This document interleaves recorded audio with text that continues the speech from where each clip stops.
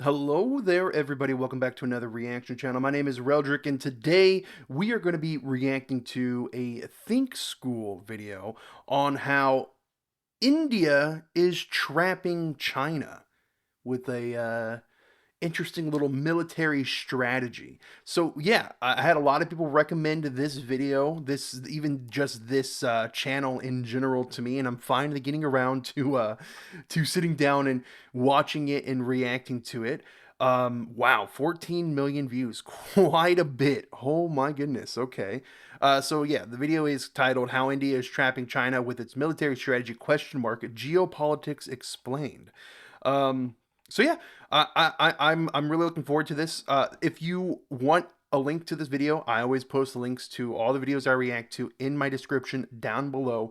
So make sure to go and check out the original channel. And without further ado, let's go ahead and get it started.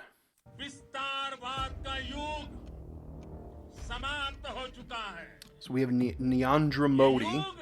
He's up for re-election actually currently. Troubles began as early as 2013 when China expanded its Belt and Road Initiative. Massive construction projects in Pakistan, Sri Lanka, Bangladesh, and the Maldives caused unease in Delhi. Caused a lot of unease all over the world, I'll be honest with you, or at least for those that are slightly opposed to China, the Chinese government, as I am. I'm not, if you're new to the channel, I'm just going to go ahead and say it. I'm not a very big fan of the CCP.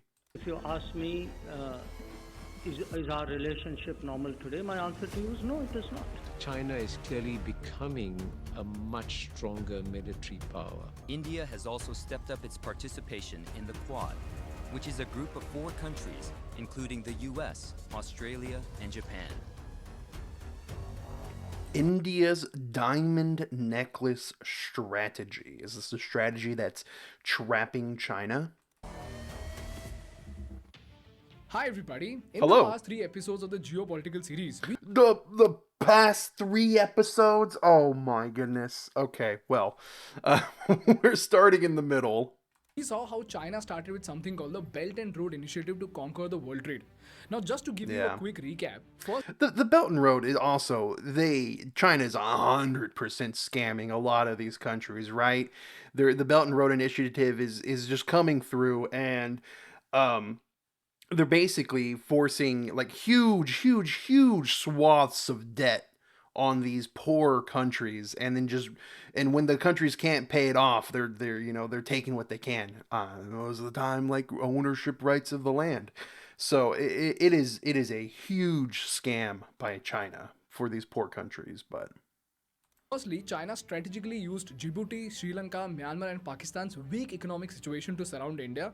Secondly, China spent billions of dollars into building oil refineries, high-speed cables, railway lines, and even gas pipelines to build an alternate trade route around India. And lastly, China is building an extremely strategic railway line from London to China and another railway line from China to Iran, passing through Kyrgyzstan, Uzbekistan, Turkmenistan, finally ending at Tehran in Iran. Is that even possible? Because the measurements for the rails are different, right? In Asia compared to Europe, they would have to completely do an entire shift on like the actual size of the trains. This is how China is literally building its own trade route to become an economic superpower, and in this process, China intends to surround its rivals like India and eventually gain military and economic advantage over the United States. This is what we have covered until now. Now, when China is doing so many things, India is obviously not a saint to keep quiet and let China become stronger, right? Right. So the question over here is, what exactly is India doing to tackle the security implications of the Belt and Road Initiative? What is India's strategy to face China in case of a military conflict? And lastly, what are the studies? That was from the 2017, right? That image. I mean, there's always conflicts with China in India, but I think that one specifically was from 2017. Materials to help you understand Or was it India's 2021? geopolitical I don't moves remember. better. This video is brought to you by Wintwealth, but more on this at the end of the video. I've never heard of The him. answer to this lies in a very important quote by a historian named Alfred Thayer. In his theory of sea dominance, Alfred Thayer said that whoever conquers the Indian Ocean will dominate the whole of Asia. So let's try to understand why is the Indian Ocean so important in geopolitics. Well, if you look at the world map, you will see that the Indian Ocean region consists of 28 countries spanning across 3 continents and covers 17.5% of the global land area. These countries That's a lot. include 21 members of an association called the Indian Ocean Rim Association. This includes major nations like Australia, Bangladesh, India, Indonesia, Iran, Kenya, Malaysia, Oman, Singapore, South Africa, Sri Lanka, Thailand, UAE, and Yemen. Then there are 7 others who are not a part of this association, which includes Brunei, Cambodia, Maldives, Myanmar, Pakistan, Timor-Leste, and Vietnam.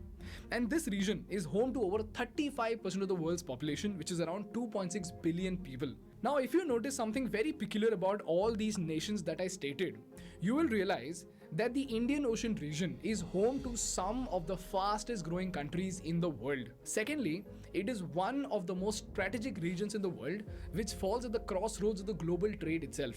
The Indian Ocean connects the international economies in the North Atlantic to the Asia Pacific region, and secondly, the major sea routes that connect the Middle East, Africa, and East Asia with both Europe and America also lie in the Indian Ocean itself.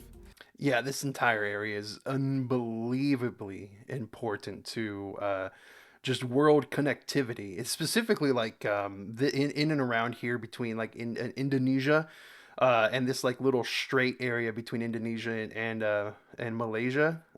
Yeah, hugely important. And what is absolutely mind boggling about the Indian Ocean is that 80% of the entire world's maritime oil trade flows through just 3 narrow passages of the Indian Ocean. See, see, I told you. It's here, and then in and around Indonesia. These passages are at the Strait of Hormuz, Strait of Malacca, and the Strait of Bab el Mandeb. Yep. These points are what we call as choke points. As in, if you choke these points, the major part of the world trade itself will come to a standstill. If this is very clear to you, let's understand these choke points better. The Strait of Hormuz is a strait between the Persian Gulf and the Gulf of Oman. The Strait of Malacca, as you know, is this place between the Malay Peninsula and the Indian Ocean island of Sumatra. The Bab el Mandeb is a strait between Yemen on the Arabian Peninsula, Djibouti, and Eritrea in the Horn of Africa. The Hamas is causing a lot of troubles here. They're they're holding up a lot of like ships. They're basically pirates. Or not Hamas, it's the Houthis, excuse me. I mean, they're all Iranian backed like Muslim extremists, right? But yeah, it's the Houthis in Yemen that are like basically pirates holding up trade and naval ships going through this passage. This strait connects the Red Sea to the Gulf of Eden. And apart from these 3 choke points, we have 4 more, which are the Mozambique Channel, the Suez Canal, the Sunda Strait, and the Lombok Strait. Now, if you remember from our previous episode, China has very clearly entered very close to all these choke points. To establish dominance over the Strait of Hormuz, China has the Gwadar port in Pakistan on a 40-year lease. And it also has its infrastructure and railway lines to Iran. To establish dominance over the Iran. I'm sorry. I said Iran. I'm so sorry.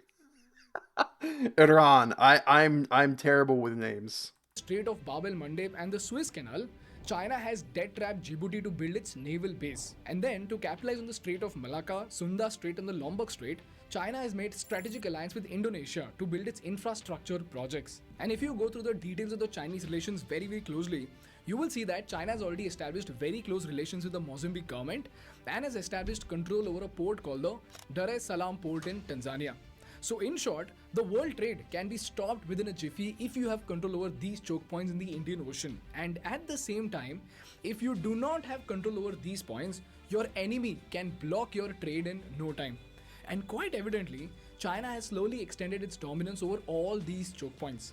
This is the reason why the Indian Ocean is an extremely crucial region with respect to maritime trade and more importantly for India because of China. But the story does not end here. Apart from maritime trade routes, the Indian Ocean contains some of the most precious resources in the world. In fact, a large portion of the resources of the Indian Ocean is yet to be explored. And it is said that 16.8% of the entire world's reserves and 27.9% of natural gas reserves are in the Indian Ocean itself. And Is there just not is there no like deep water drilling going on in the Indian Ocean? I'm unfamiliar with the region when it comes to that aspect, so I'm interested to see if he explains a little bit more. is where the Indo-China conflict comes in. The string of No. pearls Okay, theory that's fine. basically is that China is trying to encircle India with a number of naval bases in surrounding countries in such a way that it's like a string of pearls around your neck, which the Chinese can then tighten to choke you and choke your neck. There is a Cold War that is created between India and China. The string of pearls theory has been discussed for more than a decade, and the Ukraine crisis has renewed interest in the subject. My answer to that has always been, even if they're trying to do it, which is debatable, I would say that India has a fairly robust neck and that is not so easily strangled. China has very strategically emerged as one of the most important trading partners of the Indian Ocean region, and it accounts for 16.1% of its total goods trade as of 2017. And like we Wow. saw in the Belt and Road video, in the past 2 decades, China has been building infrastructure projects in Sri Lanka, Myanmar, Pakistan, and Djibouti. Why? Because all of these regions fall in the trade route of China's oil imports and their exports to Africa, Middle East, and Europe. So we have the Gwadar port in Pakistan, Hambantota port in Sri Lanka, Djibouti's naval base, and even Myanmar's Quake Phu port. This is what is being called as the strings of pearls theory. Now the burning question over here is, Okay. what exactly is India doing to tackle it? Well, instead of is he wearing burning like a question over here cowboy is, hat? what exactly I love it. It's like a ranger hat. Oh, that's great. is India doing? I love this. This is awesome. Okay. It's a little small. I mean, it's a little small for him. You might want it a little bit bigger, but that's really cool. Going to tackle it? Well, instead of openly and boldly announcing its strategy like China, India has been slowly and steadily operating in a stealth mode with something called the necklace of diamonds strategy. To understand this, let's take a Hold, if it's stealth, how do we know it? look at the list of strategic bases India has set up with partner countries, as well as the various trade agreements that India has signed. And by the way, you must have seen a lot of people who often criticize the Prime Minister saying that he's wasting India's money by taking a world tour. Well, for those of you, here's why the Prime Minister of India spends countless hours in traveling all around the world. हम अपने देश की अखंडता और संप्रभुता के साथ समझौता नहीं करते हैं। जब भी समय आया है, हमने देश की अखंडता I don't know what he's और saying here. संप्रभुता की रक्षा करने में अपनी शक्ति का प्रदर्शन किया। It says अपनी foreign. क्षमताओं को साबित किया। चाहे Okay, स्थिति well, कुछ भी हो, that's fair. परिस्थिति कुछ भी हो, Bharat I don't know what he's saying, but देश की एक एक इंच जमीन की, देश के स्वाभिमान की रक्षा करे। हमारे लिए भारत की अखंडता और संप्रभुता सर्वोच्च है और इसकी रक्षा करने से हमें कोई भी रोक नहीं सकता। First, let's start from the counter for China's strategic placement at Gwadar and Djibouti. For this, India has very cleverly placed its base over here in Oman, and here's where we have the Dakum port. The Dakum port is where India's important crude imports flow from the Persian Gulf. This place is strategically located on the southeastern seaboard of Oman and is overlooking both the Arabian Sea and the Indian Ocean. On top of that, it is also straddled along the critical sea lanes in the Arabian Sea and the Gulf of Eden. And all thanks to India's relation with Oman, we have military access to this port, which makes it a great defense point. Oman Then is we- actually a fairly well prosperous country, at least in comparison to like some of its neighbors. And it was specifically like Yemen, who's like a failed state and not doing very well. Come to this region that is close to the second choke point, which is the Mozambique Channel.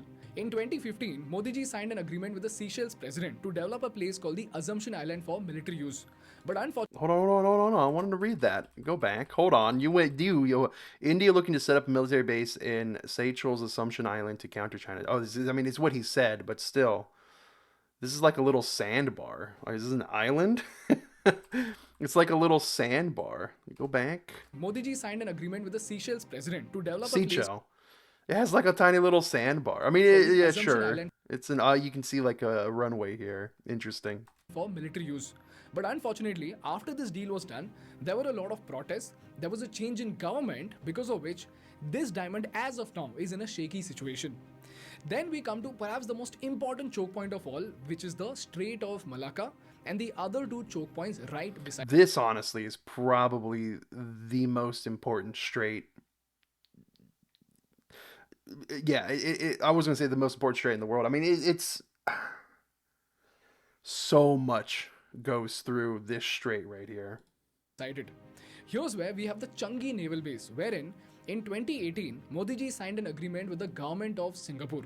This agreement has provided direct access to the Indian Navy itself. So while sailing through the South China Sea, the Indian Navy can refuel and rearm its ship through this base. This is followed by the Sabang port in Indonesia. And again, in 2018, India got military access to Sabang port, which is located right at the entrance of the Malacca Strait. So theoretically, we have a firm grip over the Strait of Malacca. And if you remember from our China's BRA video, 70% of China's oil supply and 60% of their trade passes through the Strait of Malacca. Yeah, okay. So you see, like, it just unbelievable amount of trade goes through the Strait of Malacca. I mean, and specifically from China itself. And of course, China's like the world's biggest trade country. Interesting. So choking this point is like choking the Chinese economy itself. After that, we have the Indo-Vietnam Diamond. And long story short, we have historically had a great relationship with Vietnam. We supply some of the most important defense equipment to Vietnam. And we have signed a comprehensive strategic partnership with Vietnam in 2016 itself. Then we have our important diamond in Japan. On 9th of September 2020, India and Japan signed something called the Acquisition and Cross Servicing Agreement that would allow militaries of both these countries to exchange supplies and services on a reciprocal basis. So The history between India and Japan goes back so far. I actually reacted to a video about how about like Buddhism in Japan. Unfortunately, that video, like the quality wise, wasn't good. My camera messed up. I don't have the best camera, and so it's unlisted on the channel. But yeah, no, the history between India and Japan, it's to me it's wild just how well traveled people were in ancient times. again, Japan and India can use each other's port as per their strategic requirements. And the best part about this point is that if you look at the map, you will see that it gives us a very, very close placement to the mainland of China itself. And then we have Mongolia, where Modi ji became the first Indian Prime Minister to visit. And more importantly, India has established a very strong relation with Mongolia by giving out a $1 billion credit to develop an air corridor for Mongolia. And I did not know that there was a relation like that style of connection between India and Mongolia. That's interesting. lastly, we have the Chabahar port in Iran. And if you remember from our China video, again, Iran is also a part of the Chinese BRI initiative, wherein they have a railway line from China to Iran, passing through Kyrgyzstan, Uzbekistan, Turkmenistan to finally ending at Tehran in Iran. So here's where India very cleverly understood the importance of Iran. So in 2015 itself, when Iran was facing crippling economic sanctions and diplomatic isolation, India agreed to develop a deep water port in Chabahar on the Gulf of Oman. And as a part of this deal, Modi ji visited Iran and signed the agreement worth $500 million to develop this port and related infrastructure. And if you see, it's not just strategic with respect to China's infra in Iran, but also very, very close to the Gwadar port in Pakistan. Now, if you connect all these points together on the world map, you will see that it's literally a necklace around China, and more importantly, they are strategically located points that can be used to counter the Chinese in case of any military conflict. Now, although the relations with all these countries is not as ideal as we would like, it is a very, very significant step to make sure that the dragon is not left completely loose. Oh, this seems ridiculous, dude. Xi Jinping, man, I don't know. I understand, he's very powerful, right? I can't take him seriously when I see him. This is what India is doing to make sure that we are protected from the notorious Chinese moves. And this brings me to the most important part of the episode, and that are the study materials to help you understand India's geopolitical relations and strategy better. Before we move on, I want to thank our partners, advertisement Wintwealth, here. for supporting our We will content. go ahead and let For this full play. disclosure, Think School is also an investor in Wintwealth. Wintwealth is a So wonderful it's platform by which their you can invest in platform as bonds well. of NBFCs Okay. with strong backers and earn 9 to 11% interest. Now, most of you might be investing in the stock market as a long-term investor. But If you want to make steady returns for a short-term goal, that's where wind assets can come in very, very handy.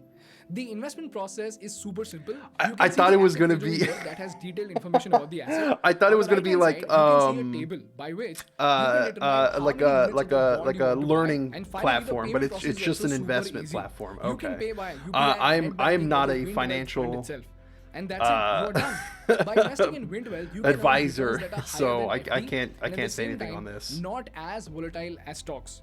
Always remember, you must also check out the risks explained on their website before deciding on your investment. Wind Wealth is Yeah. backed by Zero Does Rain Matter, I Kunal don't. Shah, the CEO of Cred, and many more reputed investors. And you can check them out from the special link in the description. Moving on, the first document I am attaching comes from the International Relations and Strategic Studies Institute. This document Oh, okay. So he does have a document here. Okay. explains the importance of the Indian Ocean, and this document will give you a very, very clear understanding as to why is Indian Ocean so important for the global economy. Secondly, I am attaching a document on the Belt and Road Initiative of China, which will give you a deeper understanding of what exactly is China trying to do. And for this, you Okay. can even check out our previous video. And lastly, I am attaching the super important Quad Summit fact sheet, which will teach you about the important relationship that we are forming with the US, Australia, and Japan. Read through this document very, very carefully because it will give you a very deep understanding about how India and other nations actually collaborate together to actually tackle their common threats and to capitalize on their opportunity. So, as citizens of India, using these documents, you will very easily be able to understand the international relations strategy of India to counter China and other threats. I'm not a citizen of India. That's all from my side for today, guys. If you learned something valuable, please make sure to hit the like button in order to make YouTube Baba happy. And for more such insightful business and political case studies, please subscribe to our channel. Thank you so much for watching. I will see you in the next one. When he Bye bye. Bye bye. When he said subscribe, it highlighted. So make sure to subscribe, like the video. The link to his video is going to be in the description, of course. So go ahead and check it out. The study material is right here as well. We can take a quick little gander at that, and then of course I want to take a look at the actual Think School channel. Maybe no, that was the video they wanted me to react to. Okay, I mean, he said it was like the fourth in a series of videos. So. What is this? Male toxicity, the genius marketing strategy of Marlboro cigarettes. End of Europe. Rupee is killing the dollar. End of dollar. The dollar's not ending. What? How India fooled America and Pakistan to become a nuclear power. Saudi is dying. How HDFC killed the banking mafia. Next big revolution. Will ONDC kill Zamato and Swiggy? I've never heard of those. The end question mark? Okay. Interesting. How to make 2,331 core with zero marketing budget. Modi is a dictator question mark. Dictatorship in India confirmed question mark. Decoding the black paper of the Indian economy. What is that? What is this? What is the black paper of the Indian economy? Russia is winning. Did Russia win the war against the US and EU? No. I don't think so. Interesting. Okay. Well, if there's any other videos from this channel that you would want me to react to, let me know down below. Maybe this Modi is a dictator one. I know that's like controversial, right? That's super controversial because the election season is going on, and I did react to a video explaining the election process to me a little bit, and there was a lot of support for Modi and the BJP in the comments. So I wonder what their take on this would be. This might even just be like a sensationalist, clickbaity thumbnail just to get people to click on it and comment. I mean, we might as well take a look at the here. I'm more worried about Congress manifesto. If this is a dictatorship, then Modi is a terrible dictator. This is how journalism must be done. Explain both the side and let people decide who they want to lead. Great work. I'm from Businessman from Delhi. GST has made work easy as compared to the VAT, see from and all. Okay, I don't know what any of that is. Okay, so I've witnessed the growth of this nation under the current government. I appreciate it, but they must found a solution for Manipur unemployment, increasing our manufacturer sector, pollution in the cities, lack of urban planning in cities, increased funding R&D, encouraging more indigenous private companies, reviving the startup culture, funding for AI and chip manufacturing. Once we lag behind, it will take decades to catch up with others. People who have the same opinion. He's just don't engagement farm, guys. Learn how to speak with confidence and clarity in 6 weeks. Co-founder at Think School, YouTuber. I don't know. He's like selling courses as well. Interesting. So we can take a look at these further information. Oh no, we can't. That one's not archived, so we can't take a look at that. Interesting, and this is just why the Indian Ocean region. What is there's okay. There's a little bit of information here, so I think this just goes over basically what he said in the video. If you want to sit down and take a look at it a little bit deeper, the law of the sea. Yeah, it's not too much information here, unfortunately. Um, yeah, I think it's pretty basic information. But maybe if you wanted to read a little bit more on like that video that we just seen as well.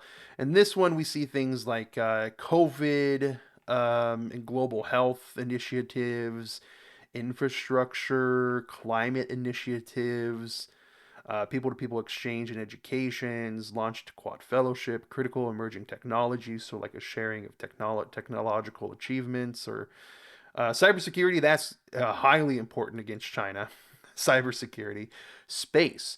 Quad countries are among the world's scientific leaders included in space. Today, the Quad will begin space cooperation for the first time with a new working group. In particular, a partnership will exchange satellite data. Ooh, okay. So they're exchanging satellite data. Well, that's fantastic. So India has access to U.S. satellite data. That's great.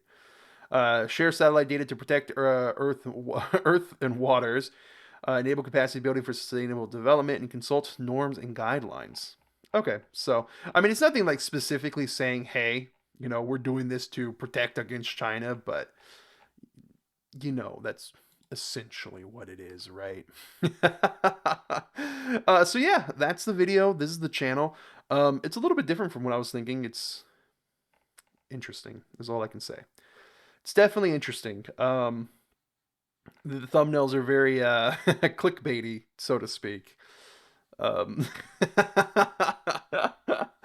okay, well, I mean, I feel like I knew the majority of what was going on in this, like not the detailed, like specifically the specific like ports, um, where India was having their ports being built, but I knew the basis of this. So, with that being said, guys, remember to like, subscribe, leave a comment down below, and if you have any video recommendations for me, let me know. I have a list of like 50 videos. I'm trying to get through it. I really, really am. It's just gonna take me a while. So, yeah. Thank you for watching. Take care. Goodbye.